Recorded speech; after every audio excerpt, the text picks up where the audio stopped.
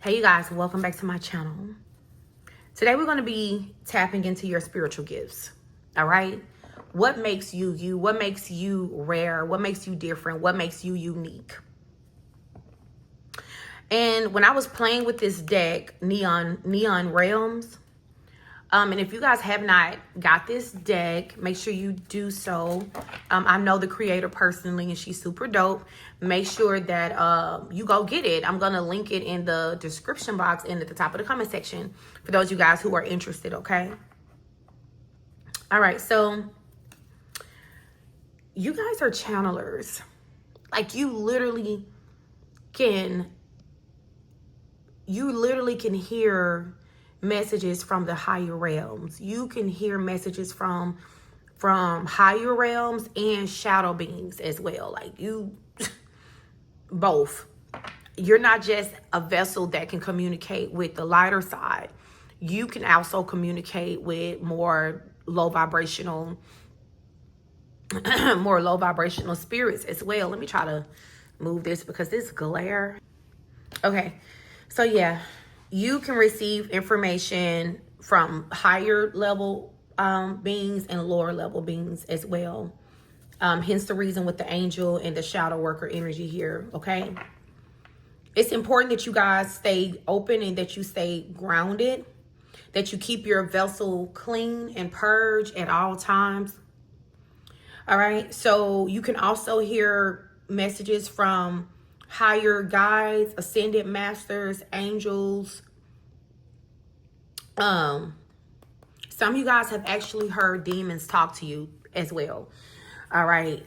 Somebody specific has actually heard demons speak to them, and you know this. You'll know if this is for you because I heard Latin. A lot of high-ranking demons speak Latin. Okay.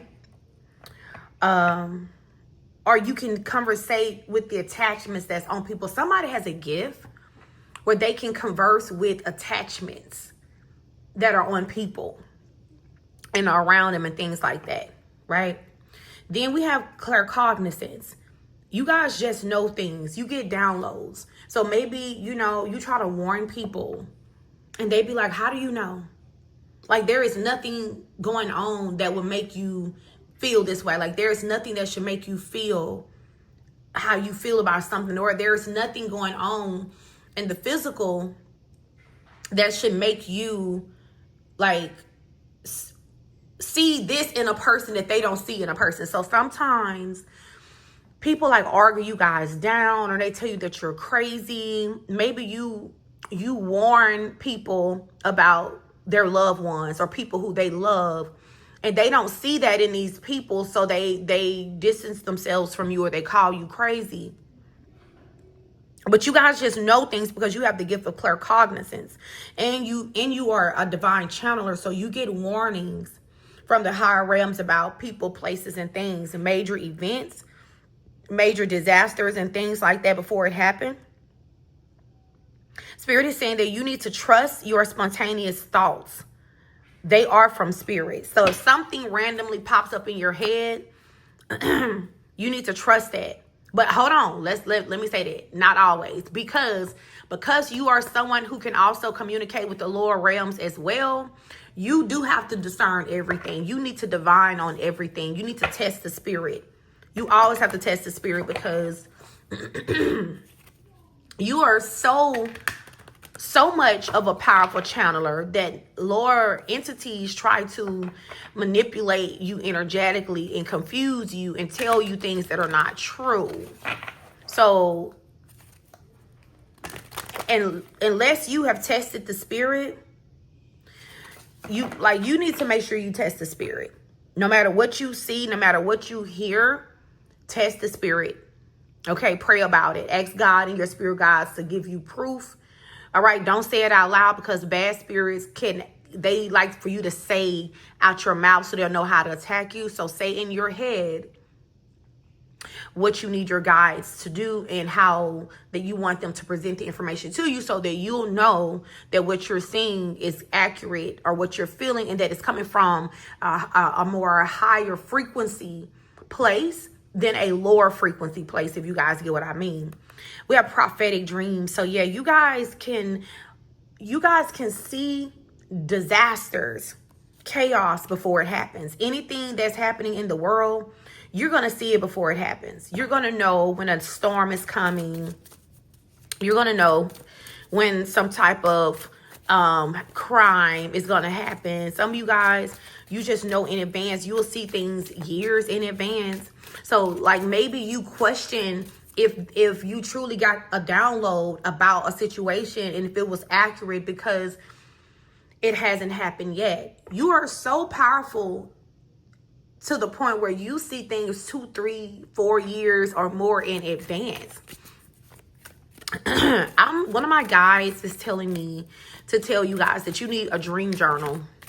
You need to start journaling your dreams, because it's going to be so important later on when things actually take place, that you'll be able to refer back to, okay, here, right here. Okay, I wasn't tripping. Okay, I knew that this was going to happen. Oh, I was right about this person because I dreamed it. I felt that these were my feelings. I was right about the situation. Write it down. Even if people around you don't believe you, and it's okay. They don't have to believe you. They don't have the gifts that you have. They're experiencing a totally different reality than you. Their experience is different than yours, collective. So it's okay, you know? It says your dreams aren't random. They carry messages, warnings, and signs of what's to come. Start keeping a dream journal. Yeah, keep a dream journal. Start writing it down. Start writing it down. All right, what you feel, what you hear. Like I'm the type of person, you guys, that if a bad spirit come around me, I'ma smell it. So if I'm sleeping and I start smelling a foul stench in my sleep, I know that I need to get up and I need to stage my room out. I need to pray in that room. I need to anoint that room. I need to protect myself. I know that there is a low-level spirit dwelling in that room while I'm sleeping. I know that that bad spirit has entered the room while I'm there. I don't even have to be asleep. I'll smell it. Bad spirits stink. They have an odor. And people with attachments have an odor too. Okay? When a person has a low level attachment on them, I'll smell it on them. They're going to stink. You know? So then we have light language and guardian of portals. You guys actually speak the angelic code, the ancient code. I heard light codes. Yeah, we have light language. Some of you guys can speak like a light language. It's called light language. Some people call it, what is it? Speaking in tongues. But I think the actual term for it is light language. It says you speak a soul language that transcends this realm. It may sound strange, but carries cosmic DNA activations. You guys can penetrate through or create portals. Not penetrate through, but you can create portals with your voice. I heard singing. Someone is a musician. Or maybe you're supposed to be a musician. Or maybe you just like to sing. You have such an angelic voice. And your voice can open portals for higher level beings to come through. I think I heard griot. Y'all remember in the movie Sinners where Lil Sammy, it was his voice. It was his voice that was able to, it created like portals for ancestors to come through. So, you know, he could connect with his ancestors through his music and his voice. And that's why the vampire wanted Sammy, because he wanted that gift. He wanted to be able to connect with his ancestors, but he didn't have that gift. You know, this is the energy that I'm getting here. So your voice attracts high-level beings and low-level beings. So you got to be extremely careful. You got to be, some of you guys, I see somebody singing in the shower. Like you sing when you're to yourself, you sing when you're in a shower. You got to be careful, even because though, like I heard you are entertaining angels, sometimes you're entertaining demons. Demons like to come. Bad spirits like to come because they're also entertained by your vocal abilities. And they want to take that from you. They want to come through, or, you know, it's like your voice creates portals for these energies, good and bad. So I'm hearing you have to be careful even of the type of music that you sing, the frequency of music that you sing, because you are so powerful. You are like this guardian of portals. All right. So if you, let's say if you did secular music, your music would create portals for demons to come through. Your music, your voice would create portals for bad spirits to come through. Let's say that you made more high frequency music, and I'm not talking about gospel, because there's other more high frequency type of music than gospel. Okay. But just in general, like there are plenty other, you could make music that's more positive or whatever, music carry frequency. Some songs and some music is very low vibrational, and that type of music create the perfect environment for low level spirits to come through. Some music is more ascended, more high vibrational, and it creates the perfect environment for higher level beings and spirits and angels to come through. All right. It says you stand at the threshold of realms. You open and close energetic gates, protecting others from what's unseen. So you also, I'm hearing gatekeeper. You may be a child of Papa Legba. Some of you guys are a child of Papa Legba. Okay. So you're like, I'm hearing you're the gatekeeper's child. So you have access to all realms. You can walk freely through these realms because who you belong to spiritually, who guards you, who watch you, who protect you.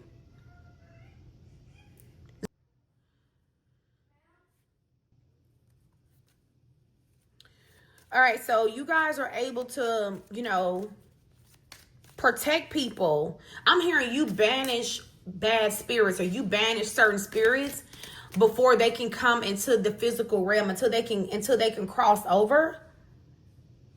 You guys do a lot of work in the spirit realm, destroying demons, destroying bad spirits. Somebody has like the position where you make sure that certain things don't manifest into the physical that could be detrimental to the world. Then we have ancestral communicator, which goes hand in hand with channeling. You guys can also channel people's passed on loved ones. Some of you guys are so powerful that you can talk to a person's spirit man, their spirit body. That's the thing. A mediumship. Here it is. You can connect with spirits and ancestors and those who have passed on. Your channel is open, trusted. As I'm saying this, here it is. A person don't have to be deceased for you to communicate with their soul, because we still have our higher self. You can communicate with a person's soul even when they're alive. So you know when people about to transition, you know when things are about to go on in their life, because these people's spiritual selves come to you. Their soul will come to you. So some of you guys have been called to mediumship, I'm hearing. You're deeply connected to your lineage. Your ancestors speak to you through signs, symbols, and dreams. Yeah, your ancestors be coming to you. Other people's ancestors be coming to you. Some of you guys do mediumship readings and things like that. Somebody does readings. Or maybe you don't. Maybe you could. I'm not going to tell you to do so because it's draining and it's risky. I've done mediumship readings before. I did a reading for a girl one time, and as I'm pulling cards for her, I'm seeing demons in the reading. Right? That night, I'm getting the covers yanked off of me because this girl had demonic attachments on her that she got from a baby's father who's a demon. And even though I prayed before I did her channeling, it's still a risk of something seeping through the cracks. And if you were really like truly a channeler, you're open to all kind of stuff. So I'm not telling you to do so. I'm just telling you to be careful. I'm just telling you to be extremely careful Don't let nobody bully you into doing it, because you make yourself vulnerable and open, and it could be dangerous work. It really could be. It is dangerous work. Okay. So I feel like it's important that you know how to protect yourself. If you are a channeler, if you work in the spiritual field at all, in general, you need to know how to protect yourself. Okay, prayers, oils, chants, whatever you got to do, prayers, meditations, you need to know how to protect yourself, because you being this powerful channeler that's open like this, you are going to attract low-level spirits as well as high-level spirits as well. All right?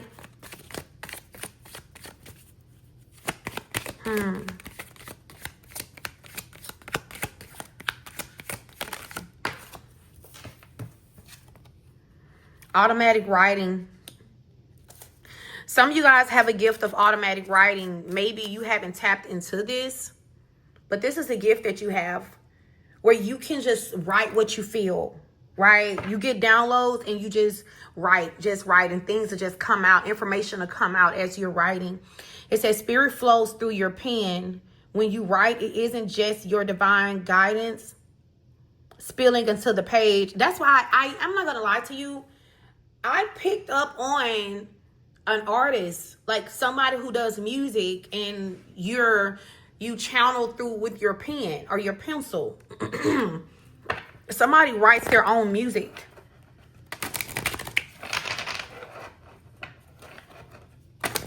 And you write great music, and you wonder why you're able to, or how you're able to come up with these, these lyrics.